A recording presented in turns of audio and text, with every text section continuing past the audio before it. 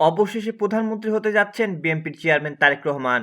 2/3 আসনে জয়লাভ করে এককভাবে সরকার গঠনের এখতিয়ার নিশ্চিত করেছে দেশের অন্যতম বৃহৎ রাজনৈতিক দল বিএনপি। এই সুবাদে দলীয় প্রধান হিসাবে তারেক রহমানই হবেন প্রধানমন্ত্রী। অপরদিকে নিকটতম প্রতিদ্বন্দ্বী দল হিসাবে জামাতে ইসলামের নেতৃত্বাধীন 11 দলীয় জোট সংসদে বিরোধী দলের আসনে বসতে যাচ্ছে।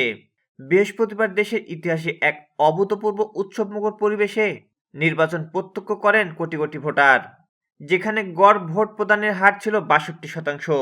সংঘাত ও সহিংসতার নানা পূর্বাভাসকে ভুল প্রমাণ করে দেশব্যাপী একদিনে অনেকটা ঈদ উৎসবের মেজাজে বহুল প্রতীক্ষিত জাতীয় সংসদ নির্বাচন ও গণভোট অনুষ্ঠিত হয়। জুলাই গণ অভ্যুত্থানের পর বিশেষ প্রেক্ষাপটে এবার জাতীয় সংসদ নির্বাচন ও গণভোট অনুষ্ঠিত হলো। ইতিহাসে এই প্রথম সংসদ ও গণভোট একই দিনে হওয়ায় ভোটারদের বিশেষ আগ্রহ ছিল। নির্বাচন পর্যবেক্ষণে 5 শতাধিক বিদেশি পর্যবেক্ষক ও সাংবাদিক বাংলাদেশে এসেছেন। এছাড়া অন্তর্বর্তী সরকারের প্রধান উপদেষ্টা ডক্টর মোহাম্মদ ইউনূসের প্রতিশ্রুতি ছিল ইতিহাসের একটি শ্রেষ্ঠ নির্বাচন আয়োজন করা।